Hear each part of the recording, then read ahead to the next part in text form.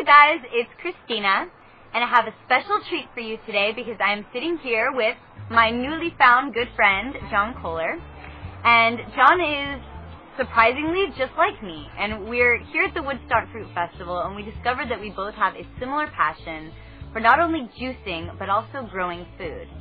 Many of you guys know that I run the nonprofit produce cooperative in Houston called Rawfully Organic, and John was very inspired by this because he also believes in cooperative communities. And something we have in common is that he also has a YouTube channel called OK Raw, where he teaches people how to grow vegetables.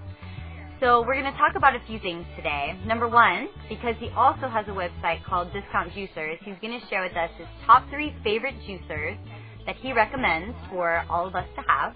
And he's also going to share with us his top 3 easy tips on how to start growing your own garden. So John, would you like to share with us what you recommend juicer-wise, or your top 3 recommendations for juicers? Because people are always asking me what juicers are the best ones. Sure. So basically when you're buying a juicer, you want to get the right juicer for the right job. Everybody has different needs. Like Christina has different bracelets on and stuff, and I mean, she might have to match certain outfits with certain ones and wear some things for good luck and whatnot.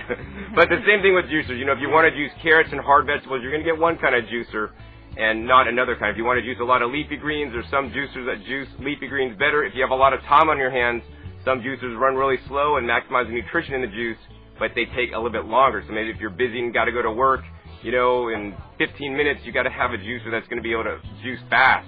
And I think getting some juice at all that's made fresh in your home is better than none.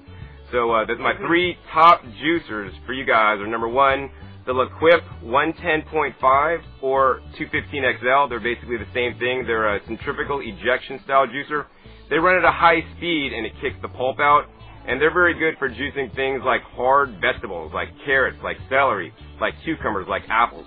But they don't tend to juice leafy greens all that well. They tend to kick out big chunks of leafy greens and not get basically the nutrition out of them into your glass that I feel, and Christina would probably also agree, that is so important, the leafy greens. So that brings us into the next juicer, which is the Omega 8004 or 8006. They're the same exact thing, only the color is different. And this machine is a juicer that runs at 80 RPMs. It runs in a single auger. It runs really slow, so it maximizes the nutrition in the juice. And it's really efficient at juicing the leafy greens. The problem is it's actually a little bit slow because it does run so slow. It'll also juice the carrots and the celery and all that other stuff. And it does cost just a little bit more, actually probably twice as much as the other ones. Finally, the one I like the most is the Omega Vert 330 HD or the Omega Vert 350 HD, which is identical to the one Christina uses. That's right. I have a Huron juicer, which you guys probably seen on my videos, but I love it because I feel like I get the maximum amount of juice for the least amount of waste. Like my pulp is always so dry with this juicer, and I love it. And I think that is a good way to know if you have a good juicer, is if your pulp is dry or not. Right? Absolutely.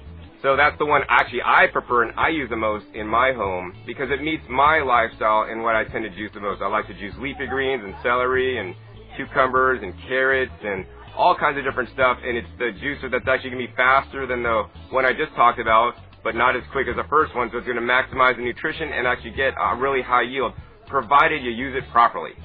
Awesome. So what is your favorite juice, or what is a juice that you would recommend for them to try if they're trying to get into juicing?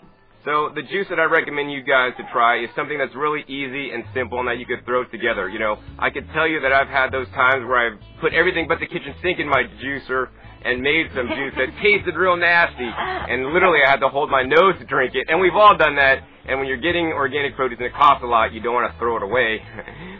So you want to just keep it simple, and my favorite juices contain under 5 ingredients. And some of those favorite ingredients I like to use are things like celery, cucumbers, apples, even things like romaine hearts, and finally I'll add something like leafy greens. You could also add something like ginger or even some lemon to give you a blast.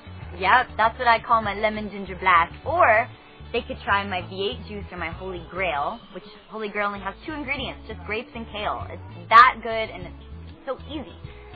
Okay, so moving on, what are 3 easy tips that people can take away from you on how to start growing their own garden? I want to encourage everybody to grow your own garden and be responsible for some of the food that actually you're eating, whether it's, herbs in your windowsill, in your kitchen, or growing some sprouts inside. And actually, that'll be my first tip. Grow some sprouts.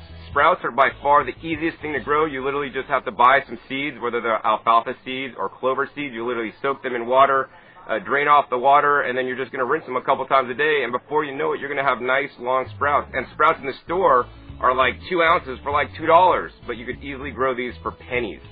Cool. That's tip number 1.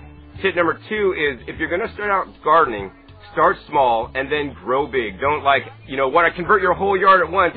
Start by, maybe having a 4-foot by 4-foot raised bed, which, not too big. And, work on that and be successful at that and then expand and make your garden bigger every single year.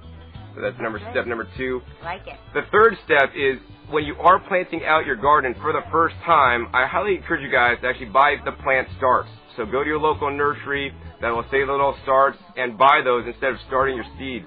Sometimes when you buy seeds, you may get a little bit frustrated because they may not germinate and then you might feel like a failure.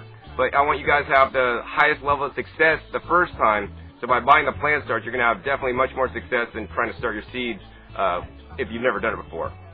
Awesome. I love it. Okay, so now all of you don't have any excuses to either start growing your own gardens or juicing. That's right, right? I think so. Okay, you guys, well, if you're looking to see more of his videos, you can check him out at OK Raw, or if you're looking to get a juicer, you can check out his website at discountjuicers.com. Don't forget to share on this video to help encourage people to start juicing or growing their own gardens, or you can subscribe to Fully Raw Christina. You can see more fun tips and tricks on how to go fully raw, or even more juicing recipes. What do you think? Awesome. All right, you guys, well, we send big hugs, and we will see you later. We were sitting on this rock, and it's like totally in both of our butts. Yeah, that felt comfortable. Getting close and personal with John Kohler. It's always good.